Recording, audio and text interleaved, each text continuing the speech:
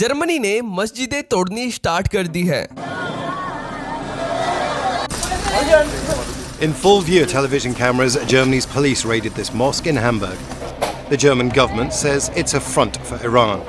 The Interior Ministry says the organization has 5 subdivisions in 53 locations across Germany.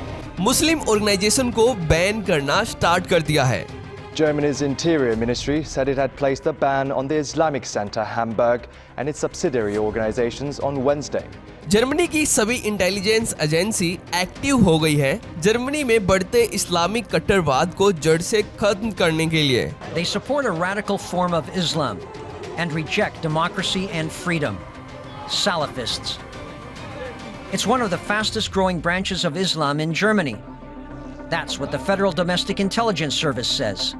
और Germany की interior and community federal minister Nancy phasor ने तो ये तक कह दिया है कि जर्मनी में महिलाओं के लिए समान अधिकार, धर्म की स्वतंत्रता और लोकतंत्र है।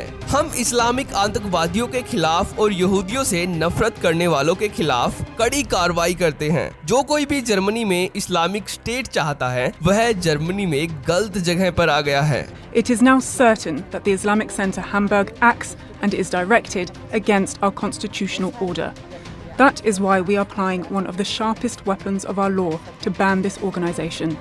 This is a further consequent step against Islamist extremism. It is very important to me to make a clear distinction. Germany में जर्मन हिंदुओं की पॉपुलेशन लगातार बढ़ रही है, जिसके चलते बहुत ही शांतिपूर्ण तरीके से जर्मनी में हिंदू गांव बनाए जा रहे हैं, जिसके बारे में हम वीडियो में आगे बात करेंगे। तो ये है जर्मनी की सबसे बड़ी और सबसे पुरानी मस्जिद, जिसको जर्मन गवर्नमेंट ने हाल ही में सील कर दिया है, यानी कि बैन कर दिया है। और इसके साथ ही दूसरी 3 मस्जिदों को भी बैन कर दिया गया है, जो सीधा ईरान की टेररिस्ट ऑर्गेनाइजेशन से जुड़कर जर्मनी में इस्लामिक कट्टरवाद को फैलाने का काम कर रही थी और जर्मनी में सीरिया कानून लागू करवाने के लिए प्रोटेस्ट कर रही थी। लेकिन अब फाइनली जर्मनी पूरी तरह से एक्टिव हो गया है जर्मनी में मौजूद इस्लामिक सेंटर्स को लेकर। इसलिए जर्मनी की डोमेस्टिक इंटेलिजेंस एजेंसी के निशाने पर अब जर्मनी के 62 इस्लामिक सेंटर आ चुके हैं, जिसको लेकर जर्मनी के चांसलर ओलफ शोल्ज और जर्मनी के प्रेसिडेंट फ्रैंक वोल्टर ने भी जर्मनी में स्थित सभी इस्लामिक सेंटर्स की इन्वेस्टिगेशन करने के ऑर्डर दे दिए हैं। लेकिन जर्मनी के इन हालातों पर हमारे लिए एक बहुत ही इम्पोर्टेंट लेसन छुपा हुआ है, जिसको जानना हमारे लिए बहुत ही ज्यादा जरूरी है कि आखिरकार जर्मनी ने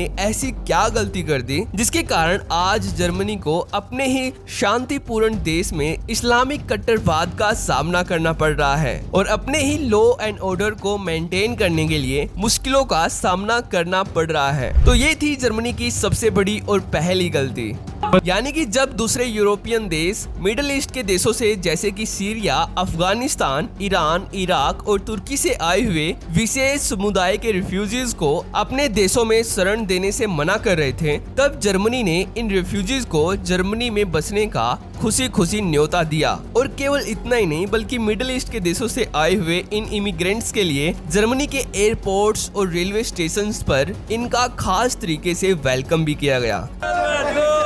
Welcome to Germany. Look at these smiles. These were images we had never seen before. Germany and Austria welcomed thousands of refugees and migrants with open arms. Tens of thousands of refugees arriving in Germany by train as they were cheered on by crowds of volunteers. जिसके कारण ये immigrants Germany में आकर इतने ज्यादा satisfied हुए और खुश थे कि साल 2008 से लेकर साल 2016 तक इनके इमिग्रेशन के कारण इनकी पॉपुलेशन लगातार बढ़ती गई और मिलियंस में पहुंच गई। और इसके बाद भी ये सिलसिला ऐसे ही चलता रहा साल 2022 तक। लेकिन इन सालों के बीच जर्मनी में क्राइम रेट लगातार बढ़ता गया और ये डेटा निकाला गया कि सबसे ज्यादा क्राइम रेट इन इमिग्रेंट्स के कारण ही है और इमिग्रेंट्स के द्वारा जर्मनी में कई टेररिस्ट अटैक भी किए गए। जर्मनी के लॉ एंड ऑर्डर को इमिग्रेंट्स के इस्लामिक कल्चर के अकॉर्डिंग करने के लिए, बट तब भी जर्मनी की गवर्नमेंट ने इन सब पर इतना ध्यान नहीं दिया। लेकिन 24 जुलाई 2024 को जब जर्मनी की सिटी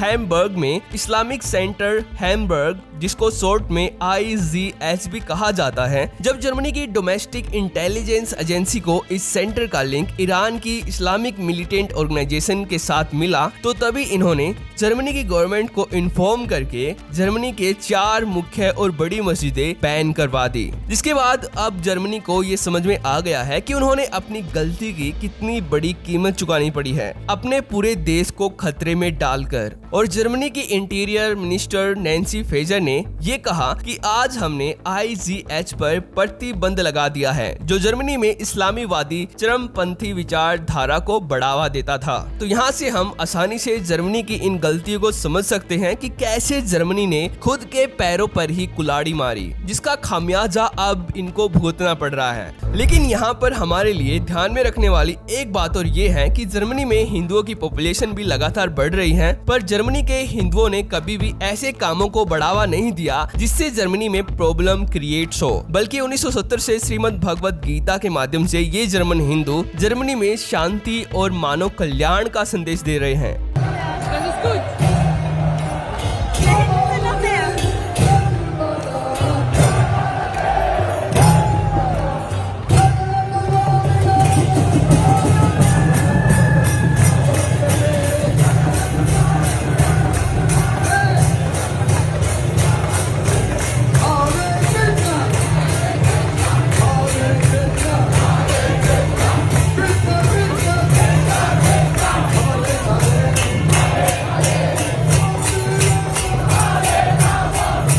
और गरीबों को खाना भी बांट रहे हैं। और अपने इसी नेक उद्देश्य को एक अच्छे ढंग से पूरा करने के लिए इन्होंने जर्मनी में एक बहुत ही भव्य हिंदू गांव की भी स्थापना की है, जिसका नाम इन्होंने गाय माता के नाम पर रखा है। यानी कि जर्मनी में स्थित इस हिंदू गांव का नाम गोलोक धाम रखा गया है, जिसके बारे में हम पहले भी बात कर चुके हैं। इस गांव में रहने वाले जर्मन हिंदुओं को गोलोक धामीज भी बोला जाता है। और गोलोक धाम हैम्बर्ग से 500 किलोमीटर की दूरी पर जर्मनी के डेंस फॉरेस्ट रीजन में स्थित है, जहां पर सनातन की संस्कृति बहुत ही तेजी से और आनंदमय तरीके से फैल रही है जर्मनी के इस रीजन में। तो इस गांव के बारे में हमने इस वीडियो में डिटेल से बात की है। तो अगर आपको ये वीडियो इंपॉर्टेंट लगती है तो इसको अपने रिलेटिव्स के साथ शेयर करें। और अगर आपको हमारा काम पसंद आता है, हमें आपका समर्थन देने के लिए हमारे इस चैनल को सब्सक्राइब भी कर लें। तो थैंक्स फॉर वॉचिंग।